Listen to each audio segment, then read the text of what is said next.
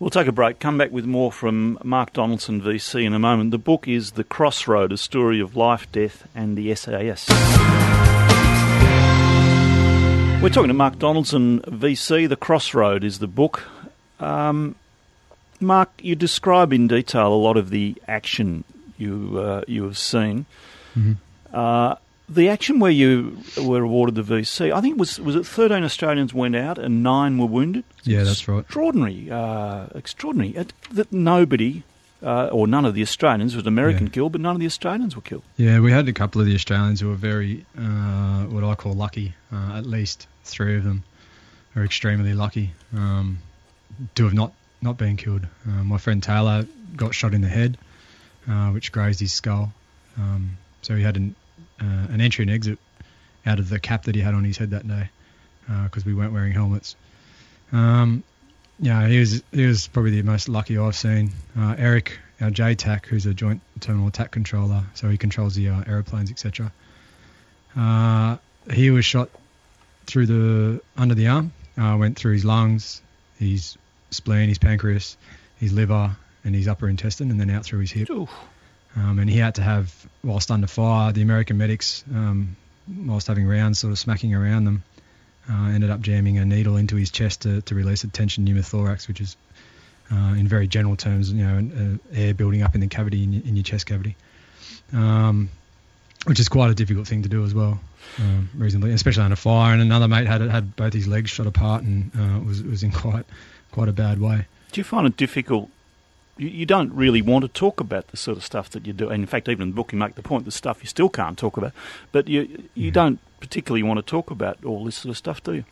No, well, not necessarily. But it's, look, I think it was an important part to add because I wanted to make that point about the realities of war. And there's a book by an American called E.B. Sledge. The name of the book was With the Old Breed.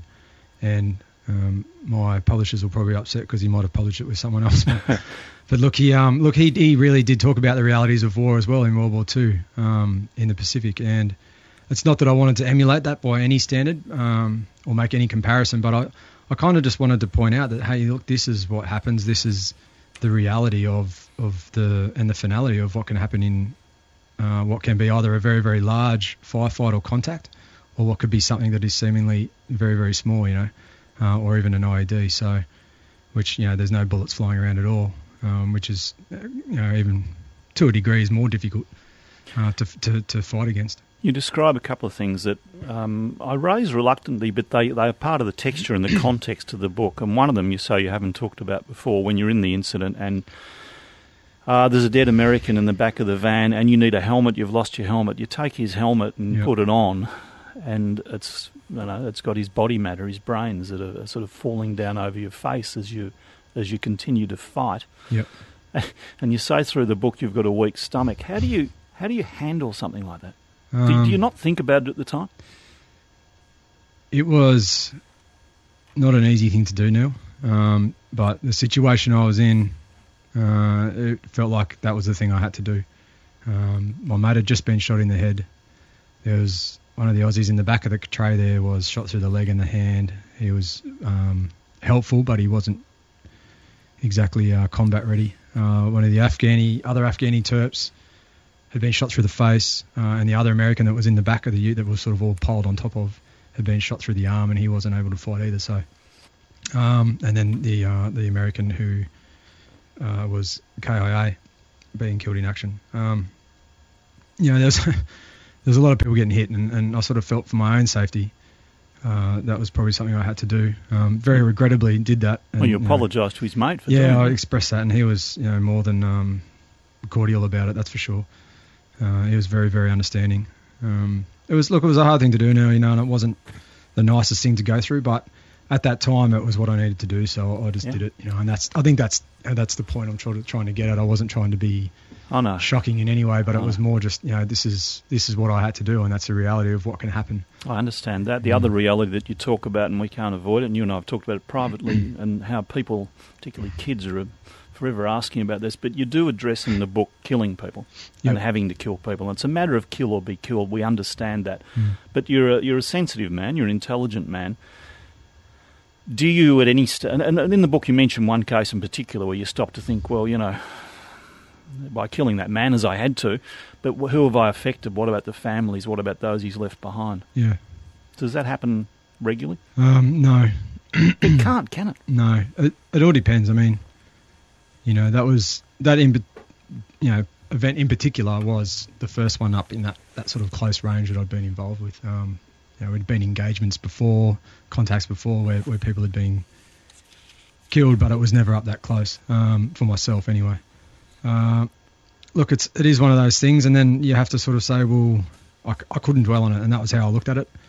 If I dwelled on it, I felt it would probably detract from the job I was trying to achieve over there. So it'd endanger you, wouldn't it? And obviously those around me, being, I was the scout of the team at the time, which means I was up the front, pathfinding, being the first ears and eyes of the patrol. So you have to be on your game, and your head's got to be in the right space, and you mentally got to be in the right picture. What about now, though? Do you ever think of those things? Yeah, there's one or two others that I often, and I haven't put this in the book, there's one or two others that I often think about every now and then in very, very quiet spaces. But it's definitely not something that is reoccurring, all the time. And it's a hard thing to do now, it's a hard thing to do, but it's one of those things that needed to be done. Of course. But why do you think about them now? Those that you do? I don't know. I don't know exactly why I think about it, but they're just the ones that stick in my head, when I do think about that place. Mm. If I think about those thoughts, they're the faces that I see. But, in the same token, there's others that you would probably think, I would remember that event more, and, there's a lot of them that you do forget about in the end, to a degree, because that was just the situation it was. It was a close quarter fight. It was kill or be killed, and that was the end of the scenario. That was that. You've been through some extraordinary things as a civilian and as a soldier. What makes you fragile these days? What makes me fragile? My children. Oh, I thought you'd say that. They do, don't they? They get at you. No, they're all right. It's a funny thing, I was talking about this earlier with a friend, and through osmosis, I think, as much as I rebelled against my own father, I'm probably not exactly the same, but I'm similar to him now with my own children. And you're never going to realise that until you have your own children. But that's all I saw, monkey see, monkey do when I was younger. But I tried to avoid being like that my whole life. That now I'm here. I'm not saying I am like that, but there's definitely aspects of it that are similar. You got a bit of a soft spot for dogs too, haven't you? There's Lister the dog you grew up named after the famous character in Red Dwarf. Yeah, that's right. Fair. And then a couple of dogs that you worked with in Afghanistan, including Devil. Yep. And on that extraordinary last day you were there when you lost a mate and the dog, yep, which you weren't the handler at that stage, but you still felt that dog. You owed that dog a lot, didn't you? Yeah, definitely. That. He was my best buddy. Especially through end of 2010 and 2011. We were a team. It was just him and me, as it is for all the handlers and the combat assault dogs over in Perth. We're a team, and we work very, very closely together to provide a product for the rest of the guys. And essentially, that's being able to provide early warning so they don't. Also, we can avoid ambushes. Not get shot or find weaponry or explosives, etc. So they're a very, very smart animal, and they're a very, very close bond that gets formed.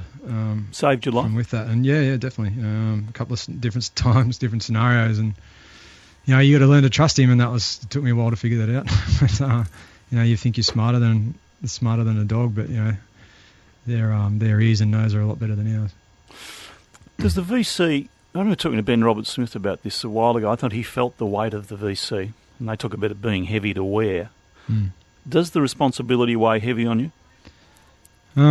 Yeah, it does. Look, it's something I take seriously. I don't take myself very seriously most of the time, but I do definitely take what I do seriously. And it does. It has an emotional attachment. It has a historical history and weight behind it. There's 150 plus years of history there, so it's hard not to feel that. Especially when you go and meet the great-granddaughter of the person who brought it into inception, being Her Majesty the Queen. So, look, you got to take it seriously, that's for sure. But it's it's something that's a part of my life now, Neil. And again, it's just that it's an experience and something that I've now got to live with. You don't regret it will accepting? Always be there. Sometimes? No, not at all. Not at all. Look, and I accepted it for what I've seen, what it's done for Australia, and what I have seen how people react to it.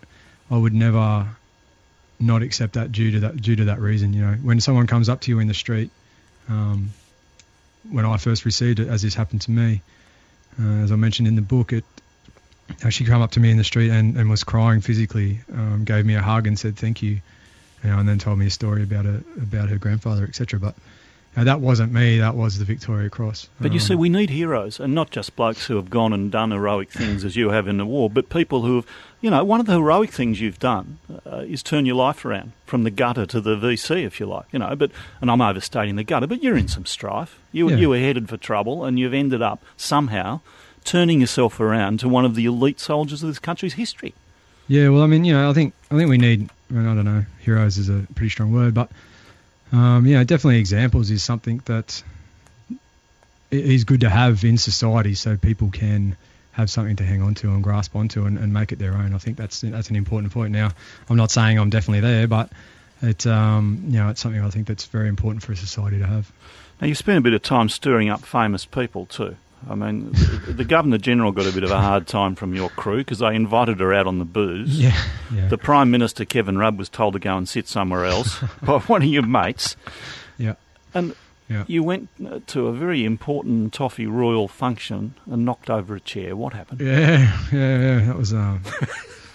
Look, I've never been one for protocol, Neil, and I've been learning a lot since I've received the VC as far as that goes, and I don't do too badly, but I have a few mistakes here and there. We were at a function to meet Prince Charles and Camilla, and what's Charles? Is it? Yeah. And I was talking to him out the front of the function, and we were discussing Afghanistan and the event for this VC awarding, for the awarding of the VC. Sorry.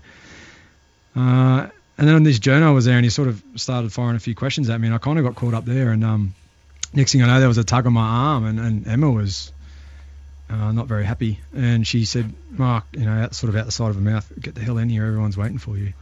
I was like, "Oh, okay, yeah, okay, righto." Right. Not thinking too much of it, and I didn't realise the protocol that everyone had to be standing behind their seats before everyone sat down because Charles and Camilla have to do that. They have to be the first ones to sit down. Being a protocol thing, so I'm the last one to enter into this room, getting some funny looks from everyone else. And I was there as a part of representative of the VC and GC Association over in England, and so I get to the chair and I just like, oh, okay, all right, everyone's waiting. Oh, I'll just come along and sit down then. And I went to sit down, and Emma sort of went to move the chair away from me, because she knew the protocol that I wasn't supposed to sit down first. And the chair got knocked over, and I kind of stumbled, and Camilla just, as I stood up, went, okay, obviously I wasn't supposed to sit down.